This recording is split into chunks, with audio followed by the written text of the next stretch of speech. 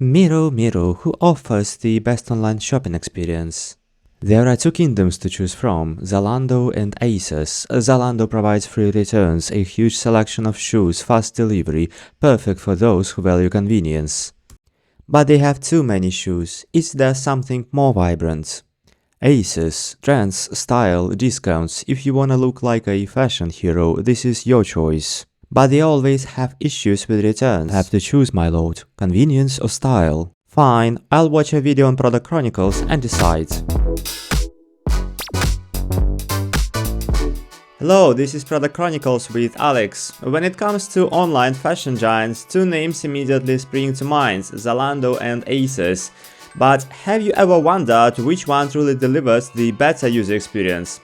In this video, we are diving into the first part of our in-depth series comparing Zalando and ASOS, and we are starting with the essentials, their landing pages, home pages, Black Friday campaign design, and how they organize key categories like clothes and shoes. We'll break down what makes their designs click, where they might miss the mark, and what product management insights can be gleaned from their strategies. Trust me, by the end of this video, you'll not only know who wins this round, but also why it matters. Stick around because this series is just getting started. And let's start with the landing pages. Think of these pages like two distinct store entrances on a busy shopping street.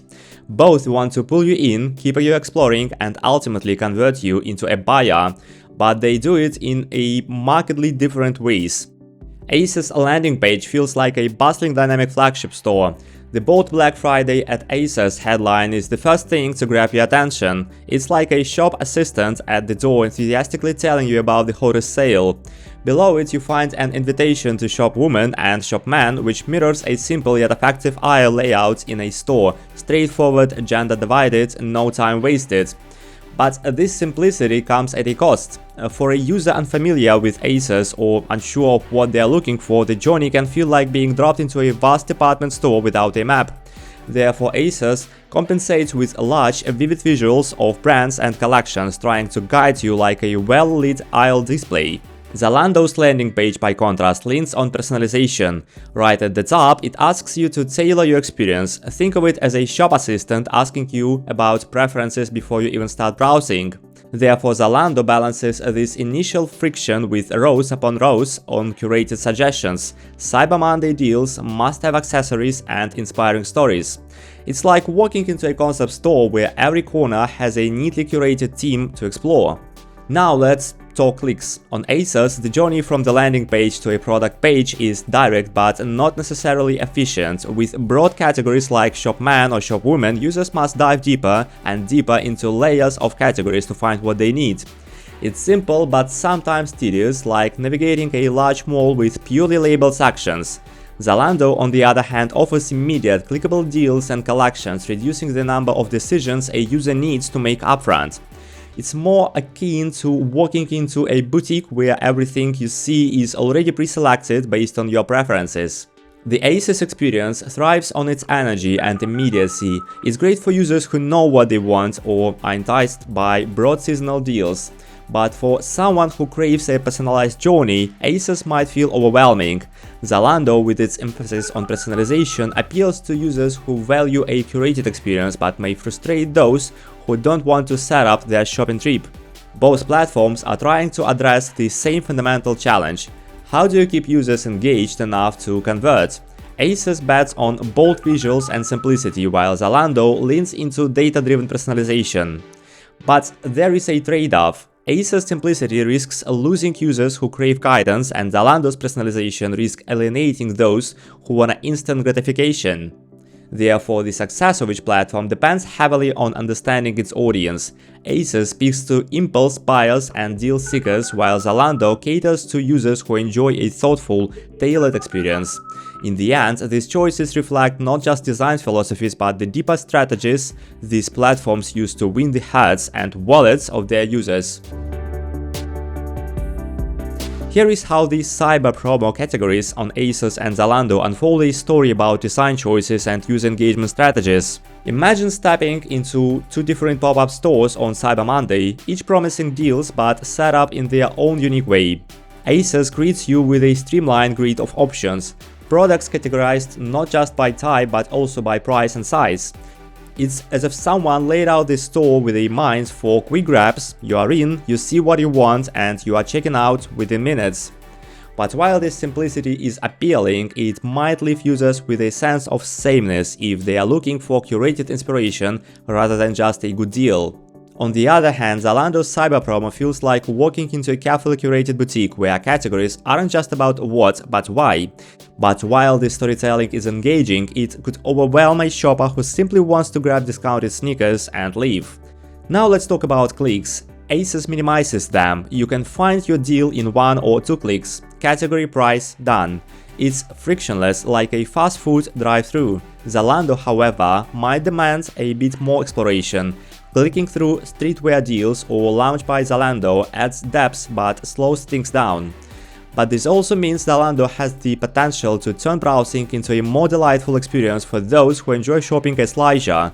Therefore, Zalando balances discovery with function, appealing to a slightly different emotional need. The visuals tell the story too. ASOS product-first focus, large image-driven categories with practical labels, is like a sales associate pointing directly to the shelf you need. Zalando uses subtle icons and descriptive titles like designer or care, which feel like a whispered recommendation about the kinds of treasures you'll find if you look closely. But these nuanced design decisions might feel too understated for someone in a hurry.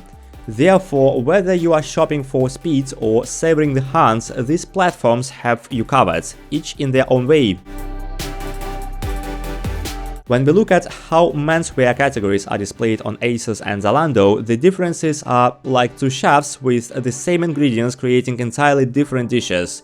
Both serve the same end goal, helping users find what they need efficiently, but their strategies diverge in fascinating ways shaped by their unique product philosophies. ASOS goes bold with segmentation. Its menu layout is almost like walking into a department store with distinct aisles for everything: top-rated clothing, bestsellers, and even playful sections like Last Chance to Buy. But then there is more, dedicated winter essentials and curated areas for special needs like occasion wear or plus size. It's comprehensive, yes, but it also risks overwhelming a first-time shopper. Imagine being presented with a menu at a restaurant that lists not just appetizers and entries, but subcategories for every cuisine type. Zalando, on the other hand, takes a cleaner, minimalistic approach. Their categories are more straightforward: jeans, trousers, sweatshirts, and hoodies. They prioritize clarity over creativity. Where ASOS says, "Here is everything, we trust you'll find it," Zalando whispers, "Let me guide you gently." Zalando's addition of subcategories like adaptive fashion and basics for winter feels strategic, almost like a thoughtful friend suggesting what to pack for a ski trip. There is less distraction here, but perhaps also less thrill of discovery. Now let's talk about visuals. ASOS leans heavily into imagery alongside its text. Circular icons with product previews scream, "This is what you are getting." It's immediate gratification. You can almost feel the fabric texture through the screen. But the richness comes at the cost of speed. More visuals mean heavier loads, literally for the page and mentally for the user. Zalando's sparse use of imagery is more restrained. It assumes the user knows what jeans means and doesn't need an accompanying picture. This restraint works for users who come with a specific goal in mind, but it risks feeling sterile. It's like a catalog from the 90s, functional but lacking personality. The user journey also highlights key differences. On ASOS, a shopper might click through several enticing categories before finding the right fit. It's almost like a treasure hunt, exciting but time-consuming. Zalando's setup feels more like Google Maps, efficient, practical but less memorable. Therefore, while ASOS wins on the element of discovery, Zalando excels in delivering quick, non-nonsense results. The comparison of how men's shoe categories are structured on ASOS and Zalando is like comparing two maps that aim to guide you to the same destination but take entirely different routes. Both platforms have made thoughtful product management decisions to appeal to their specific user bases, but the nuances of execution reveal their priorities. Let's start with ASOS. Their menu feels like a meticulously curated fashion magazine. Categories like Shop by Brand and Shop by Trainer Style immediately stand out. It's clear that ASOS prioritizes a more lifestyle-oriented shopping experience. By featuring recognizable brands like Nike and Adidas alongside trend-driven categories such as occasion shoes or black trainers, ASOS appeals to shoppers who are not just looking for a product but an aesthetic. The visuals next to the text categories are a great example of reducing cognitive load. Users don't need to guess what Chelsea boots might look like, they can see it immediately. But here is the trade-off. This depth of detail could overwhelm a user who is simply looking for any pair of sneakers, without a strong preference for style or brands. On the other hand, Zalando opts for a more utilitarian approach. Categories like sneakers, boots and lace-up shoes are functional and to the point. Then they layer in additional segmentation such as shop by occasion, which includes categories like business shoes or outdoor shoes. The use of simple, clean icons rather than photos keeps the interface less cluttered, which is perfect for a more transactional experience. However, Zalando sacrifices some of the personality that ASOS infuses into its design. It's a bit like shopping in a well-organized department store. You'll find what you need, but the journey might feel less exciting.